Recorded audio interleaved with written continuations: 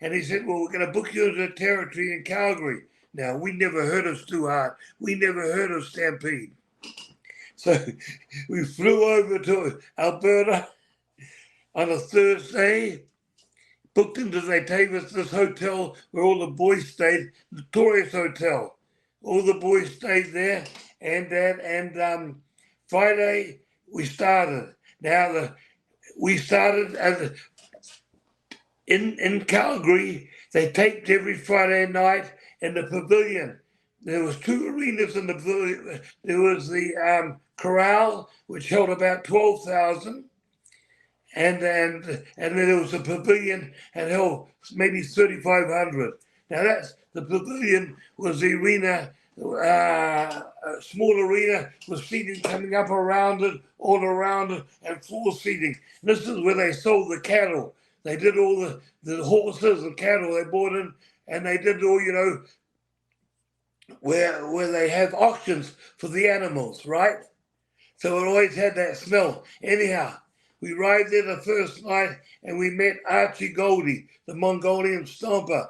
And, we were working against the tag team champions this night. And I think it was a semi-final match on the card. And we had to get DQ'd in the end, right?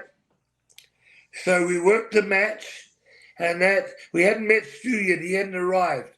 And we worked the match. And in the end, we got DQ'd. I think we had the New Zealand flag or the chain, and we knocked them out. They were bleeding, and we're beating them up. Next minute, some kids were thrown in the ring, and the guy yelled out to us, "Beat him up, champ! Beat him up, champ!" in a high-pitched voice. So two kids came in.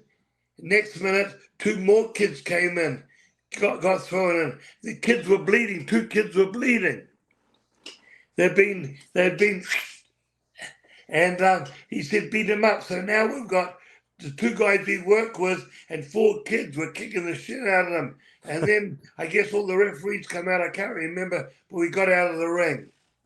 Now, when we got out of the ring and we walked back to the hole, going down the hallway to the dressing rooms, right at the front was a thick-set man, 5'10", 5'10", is wide at the shoulders, but wider at the hips, about 270. And he says to us, "What the fuck are you doing? They're my kids you're kicking out, beating up."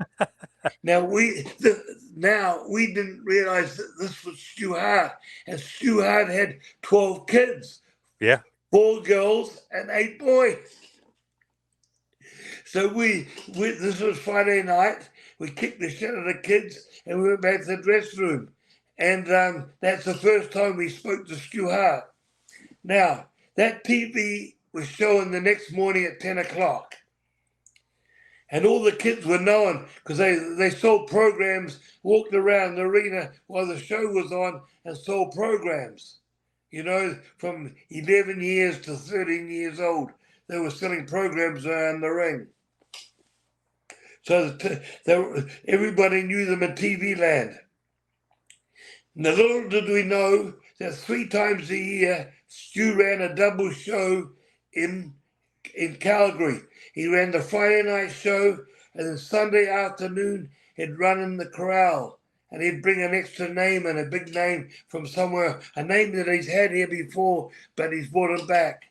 And there was a big show. So the next night, the Saturday night, we went and worked Edmonton, the second biggest town in the territory. And of course, they hadn't seen us on television. Those days, the television was bicycled. You understand what that is? It's played in one town where you shoot it, and then it takes a week. It's started. They do multiple tapes. They move it. And they send them to all the towns in the that have their TV. So all these towns are a week behind.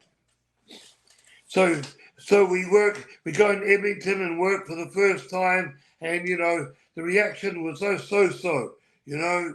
The reaction was so because we worked against the top guys there. I guess the two champions.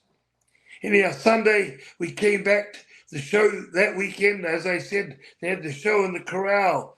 And that night, that afternoon when we came out, the people were throwing stuff at us. Now that we had heat already, heat, because they'd seen us beat up the kids on television, but it wasn't we wasn't the heat that you could draw a house, fill a house up in the main event. We had to we had to come back and do more, to get that drawing power. But hey, excuse me, Bubbles, shut up. She's not a Hart family fan. Yeah. Hey, shut up. Anyhow, sorry, mate. Yeah, no problem. Anyhow, we came back and we worked the second shot in Calgary and people were throwing stuff at us. And that night we took the belts and won the belts. 2 days in the territory, we were the champions. And that system, and what I'm talking about, the same thing happened in a lot of places. We're only in there for a week or 2 weeks, and we won the belts.